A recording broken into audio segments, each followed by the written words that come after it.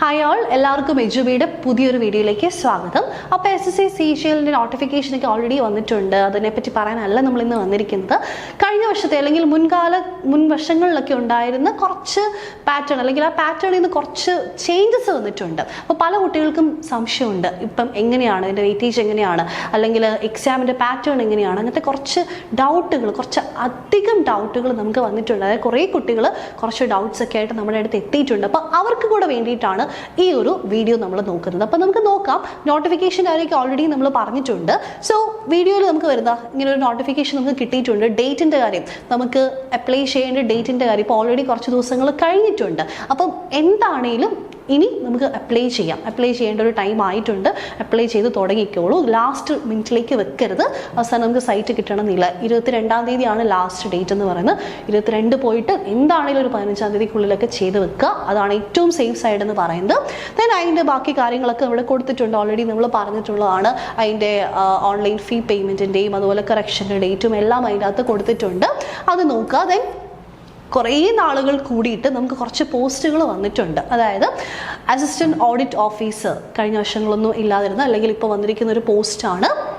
Gazetted പോസ്റ്റിലേക്കാണ് വരുന്നത്. അതുപോലെ assistant audit officer 2 രീതിയിലും സെൻട്രലും സ്റ്റേറ്റിലും ഒക്കെ വരുന്നുണ്ട്. അത് നോക്കുക. അത് താല്പര്യമുള്ളവർ അതും അപ്ലൈ ചെയ്യാനായിട്ട് നോക്കുക. അതിൻ്റെ പേ ലെവലൊക്കെ നമുക്ക് കൊടുത്തിട്ടുണ്ട്. ഡീറ്റെയിൽ ആയിട്ട് നിങ്ങൾ അതിനകത്ത് നോക്കണം. അതും നിങ്ങൾക്ക് താല്പര്യമുണ്ടെങ്കിൽ, കുറച്ചുകൂടി നല്ലൊരു പോസ്റ്റിലേക്കൊക്കെ മാറണമെന്നുണ്ടെങ്കിൽ അത് നോക്കുന്നത് വളരെ നല്ലതാണ്. ഏജ് ലിമിറ്റ് കൊടുത്തിട്ടുണ്ട്.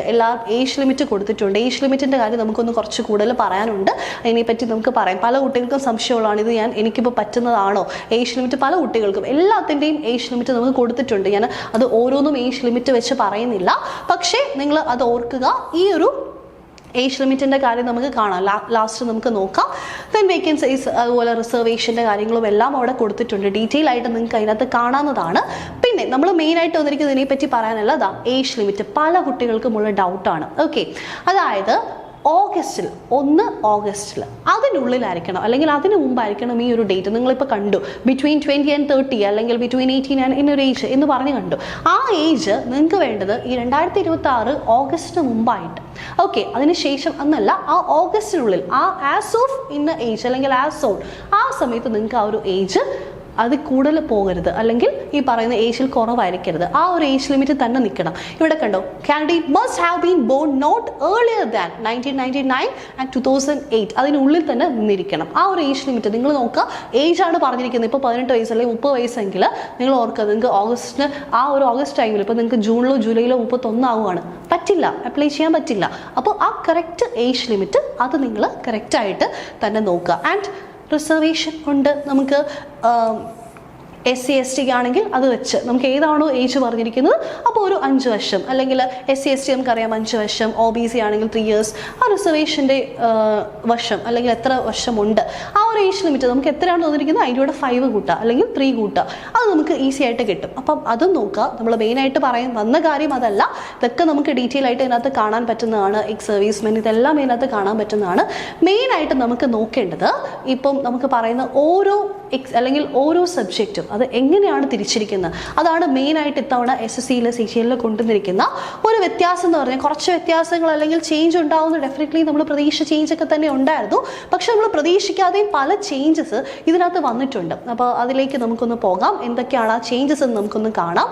മെയിനായിട്ട് എക്സാം പാറ്റേണുകൾ വന്നിരിക്കുന്നത്. കാരണം വർഷങ്ങളായിട്ട് പ്രിപ്പയർ ചെയ്തുകൊണ്ടിരിക്കുന്ന കുട്ടികൾക്ക് അത് കുറച്ച്, അല്ലെങ്കിൽ ആ ഒരു പാറ്റേൺ ആയിരിക്കില്ല അവർ ഫോളോ ചെയ്തിരിക്കുന്നത്, പ്രീവിയസ് ഇയറിലെ പാറ്റേൺ ആയിരിക്കില്ല. പക്ഷെ വിഷമിക്കട്ടെ, നമുക്ക് ഇനിയും സമയമുണ്ട്. അയ്യോ ഇതിനിപ്പോൾ സമയമില്ലല്ലോ, എന്ത് ചെയ്യും എന്നൊക്കെ പറയുന്ന പോലെ, അല്ലെങ്കിൽ കുറച്ച് പേരൊക്കെ കമൻ്റ് ഒക്കെ ഇടുന്ന കണ്ടു, ആ നിലവിളി ശബ്ദം ഒന്നും ഇടൂ, അങ്ങനെ ഒന്നും പേടിക്കണ്ട. നിങ്ങൾ മറ്റേ SSC അയ്യോ ഇത്രയും മാറ്റങ്ങൾ കൊണ്ടുവന്നു, അങ്ങനെ ഒന്നും ഇല്ല. ഇതിപ്പോൾ നമുക്ക് ഒരാൾക്ക് മാത്രമല്ല ഈ മാറ്റം വന്നിരിക്കുന്നത്. SSC എക്സാം എഴുതുന്ന എല്ലാവർക്കും ഈ ഒരു മാറ്റം വന്നിട്ടുണ്ട്. അപ്പോൾ ഡെഫിനറ്റ്ലി നമുക്ക് നോക്കാം എങ്ങനെയാണ് അപ്ലൈ ചെയ്യേണ്ട കാര്യങ്ങളൊക്കെ പറഞ്ഞിട്ടുണ്ട്. അത് നമുക്ക് അറിയാവുന്നതാണ്. ഓൺലൈനായിട്ട് എങ്ങനെയാണ് അപ്ലൈ ചെയ്യേണ്ടത് നമുക്ക് അറിയാവുന്നതാണ്. ഫോട്ടോ കൊടുക്കുക, അതെല്ലാം ഉണ്ട്. ഇനി മെയിനായിട്ട് നമ്മൾ പറയുന്നത്, യെസ്, ഞാൻ അതിലേക്ക് നമ്മളൊന്ന് എത്തുവാണ്. യെസ്, എക്സാമിനേഷൻ സെൻറ്റർ നമുക്കറിയാമല്ലോ. എക്സാമിനേഷൻ സെൻറ്റർ എങ്ങനെയാണ് സെലക്ട് ചെയ്യേണ്ടതെന്ന് അറിയാമല്ലോ. ഈ പറയുന്ന 9-2 വെച്ചൊക്കെ വരുന്നതാണ് യൂഷ്വലി നമുക്ക് കേരളത്തിൽ വരുന്നത്. എറണാകുളം, കൊല്ലം, കോട്ടയം, കോഴിക്കോട്, തൃശ്ശൂർ, ട്രിവാൻഡ്രം, കണ്ണൂർ, ഇതൊക്കെ നമുക്ക് 9-2 വെച്ച് വരുന്നതെല്ലാം കേരളം സെൻറ്റേഴ്സാണ്, കേരളത്തിലുള്ള സെൻറ്റേഴ്സാണ്. അപ്പോൾ ചൂസ് ചെയ്യാൻ നമുക്ക് എല്ലാ കുട്ടികൾക്കും അറിയാവുന്നതാണ്. അതൊക്കെ പോട്ടെ, നമുക്ക് പല കുട്ടികളും ടെൻഷൻ അടിച്ചിരിക്കുന്ന ഒരു ഏരിയ ആണ് സ്കീം ഓഫ് എക്സാമിനേഷൻ. അതായത് ഈ 2 tier-ആയിട്ടായിരിക്കും, Tier 1, Tier 2. നമുക്കറിയാം അതിൽ പ്രത്യേകിച്ച് ചേഞ്ച് ഒന്നുമില്ല. പക്ഷേ ഇനിയാണ് ചേഞ്ചസ് വരുന്നത്. ഇതിൻ്റെ അകത്ത് ചേഞ്ച് വരുന്നത് 4 സബ്ജക്റ്റ് അല്ലെങ്കിൽ 4 പാർട്ട് അല്ലേ? General intelligence and reasoning, general awareness, quantitative aptitude, English comprehension. അപ്പോൾ എല്ലാം 25 ക്വസ്റ്റ്യൻസ്, 50 മാർക്ക്, ഓരോന്നിനും 50 മാർക്ക് ടോട്ടൽ നമുക്ക് വരുന്നത് 200 മാർക്സിലായിരിക്കും വരുന്നത്. അതും ഓക്കെ. പക്ഷേ ഇനിയാണ് ചേഞ്ച് വരുന്നത്.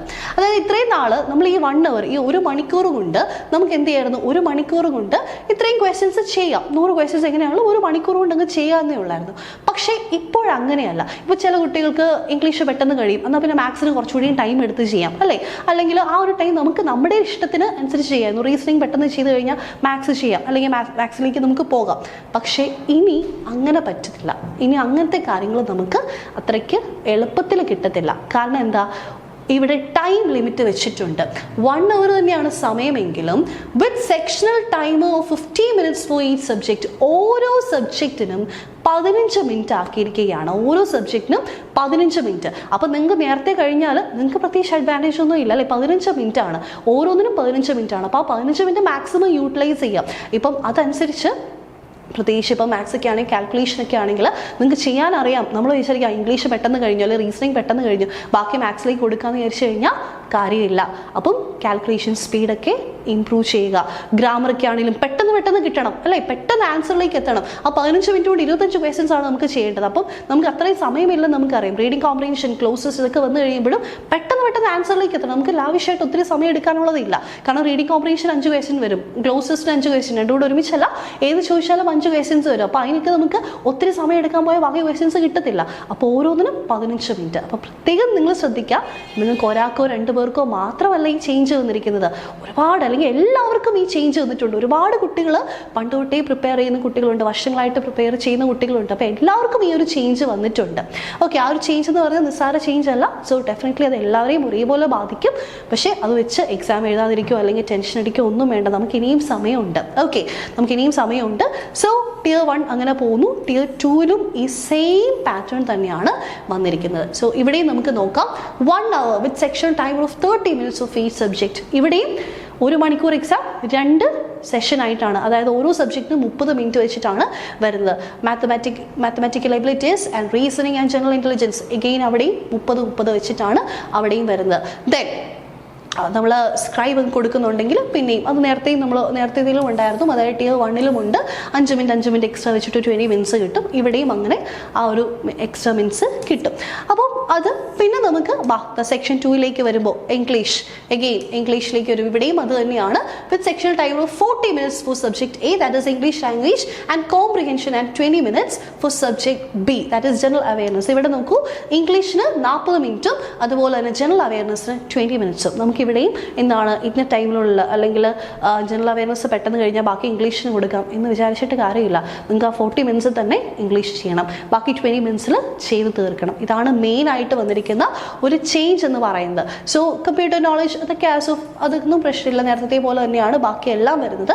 മെയിൻ ആയിട്ട് ശ്രദ്ധിക്കേണ്ടത് ഈ കാര്യങ്ങളാണ്, ആ സെക്ഷൻ വെച്ചിട്ട്. അപ്പോൾ നിങ്ങൾ ഓർക്കണ്ടായോ നമുക്ക് ഇനി എന്ത് ചെയ്യാൻ പറ്റും, ഇനി ഒന്നും ഇല്ല, എല്ലാം കഴിഞ്ഞു, അങ്ങനെ ഒന്നും വിചാരിക്കേണ്ട. കാരണം നമുക്ക് ഈ പറയുന്നത് ഇനിയും ടൈമുണ്ട്. ഓൾറെഡി പ്രിപ്പയർ ചെയ്ത് വെച്ചിരിക്കുന്ന കുട്ടികളാണല്ലേ. നമുക്കിപ്പം എക്സാം വരുന്നത് ഒരു ഓഗസ്റ്റ് തൊട്ട് സെപ്റ്റംബർ മാസങ്ങളാണ്. അപ്പം ഒരു ഓഗസ്റ്റ് പകുതിയോടുകൂടിയൊക്കെ ആയിരിക്കാം, അല്ലെങ്കിൽ ആ ഒരു സെപ്റ്റംബർ സ്റ്റാർട്ടിങ്ങിൽ ഓഗസ്റ്റ് പകുതിയോടുകൂടിയൊക്കെ ആയിരിക്കും എക്സാം വരുന്നത് നമുക്ക് പ്രതീക്ഷിക്കാം. അപ്പം അതുകൊണ്ട് തന്നെ നമുക്ക് ഇനിയും സമയമുണ്ട്, മെയിനായിട്ട് നമുക്ക് സമയമുണ്ട്. അപ്പോൾ ആ ഒരു ടൈം ലിമിറ്റിനുള്ളിൽ നമ്മൾ ഓൾറെഡി പഠിച്ചു വെച്ചിരിക്കുന്ന കാര്യങ്ങൾ ഒന്നുകൂടെ നമ്മുടെ ആ ഒരു എന്താ പറയുക, നമ്മുടെ ആ ഒരു മെത്തേഡിൽ ചെറിയ കുറച്ച് മാറ്റങ്ങളൊക്കെ വരുത്തി കഴിഞ്ഞാൽ ഈസി ആയിട്ട് നമുക്ക് എടുക്കാൻ പറ്റും. ഓക്കെ, അപ്പോൾ ഇത്രയും കാര്യങ്ങളാണ് മെയിനായിട്ട് പറയാം. മെയിനായിട്ട് ചേഞ്ചിനെ പറ്റിയിട്ടായിരുന്നു ഒരുപാട് കുട്ടികൾ ഈ ഒരു സെഷനെ പറ്റിയിട്ട് ചോദിക്കുന്നുണ്ട്. അതെങ്ങനെയാണ്, എത്ര സെക്ഷനായിട്ടാണ്, അതെങ്ങനെയാണ്, അപ്പോൾ നമുക്ക് അത് കഴിഞ്ഞാൽ ടൈം പോകുമോ, അങ്ങനെയൊക്കെ ചോദിക്കുന്നുണ്ട്. അപ്പോൾ അതുകൊണ്ടാണ് മെയിനായിട്ട് നമ്മൾ ഇങ്ങനൊരു വീഡിയോ എടുക്കാനായിട്ടുള്ള കാരണം. യെസ്, അപ്പോൾ നമുക്ക് ഒരു കാര്യം കൂടെ മെയിനായിട്ട് പറയാനുണ്ട്. നിങ്ങൾക്ക് എല്ലാം ഒരു സന്തോഷ വാർത്തയും കൂടെ ഇതിൻ്റെ കൂടെ ഞാൻ തരുന്നുണ്ട്. അതായത് എല്ലാവർക്കും ടെൻഷൻ എടുപ്പിച്ചിട്ട് പോവുമല്ല ലാസ്റ്റ് മിനിറ്റ്. അപ്പോൾ ഞാൻ പറഞ്ഞൊരു സന്തോഷ വാർത്തയുണ്ട്. നിങ്ങൾക്ക് ഇത്രയും നേരം കുറേ കാര്യങ്ങൾ നമ്മൾ ടെൻഷൻ അടിച്ച് നിൽക്കുന്ന കുറേ കുട്ടികളുണ്ടായിരുന്നു. അപ്പോൾ എല്ലാവർക്കും ഒരു സന്തോഷ വാർത്തയുണ്ട്. എജുബിയുടെ പുതിയ ബാച്ച് ജൂൺ 8-ാം തീയതി തിരുവനന്തപുരത്ത് തമ്പാനൂർ സ്റ്റാർട്ട് ചെയ്യുകയാണ്. പുതിയ ബാച്ചാണ്. ആൻഡ് സന്തോഷ വാർത്ത എന്താണെന്നില്ല, ഇപ്പോൾ നിങ്ങൾ ഓർക്ക് നിങ്ങൾ ബാച്ച് തുടങ്ങുന്നത് നമുക്ക് എന്താ സന്തോഷം അല്ലേ? അങ്ങനെയൊന്നുമല്ല, നിങ്ങൾക്ക് വേണ്ടിയിട്ടാണ് നമ്മൾ ഈ ബാച്ച് തുടങ്ങുന്നത്. അതായത് ഫ്രീ ആയിട്ട് SSC പഠിക്കാം. എല്ലാവർക്കും അല്ല, ആദ്യം രജിസ്റ്റർ ചെയ്യുന്ന 50 കുട്ടികൾക്ക് ഫ്രീ ആയിട്ട് ഒരു മാസത്തേക്ക് നമുക്ക് SSCയുടെ കോഴ്സ് തികച്ചും സൗജന്യമായിട്ട് നമ്മൾ നൽകാൻ പോവുകയാണ്. അപ്പോൾ ഈ ഒരു ഓപ്പർച്യൂണിറ്റി നിങ്ങൾ മിസ് ചെയ്യരുത്. ഓക്കെ, അപ്പം ഞാൻ ഡേറ്റ് ഒന്നുകൂടെയും പറയണം, ജൂൺ 8-ാം തീയതി. അപ്പോൾ എത്രയും പെട്ടെന്ന് നിങ്ങൾ രജിസ്റ്റർ ചെയ്തോളൂ. ആദ്യത്തെ 50 കുട്ടികൾക്കാണ് ഈ ഒരു ഓപ്പർച്യൂണിറ്റി. ഓക്കെ, അപ്പോൾ നമുക്ക് മറ്റൊരു വീഡിയോ ആയിട്ട് അടുത്ത ദിവസം കാണാം. So that's it. Thank you. By.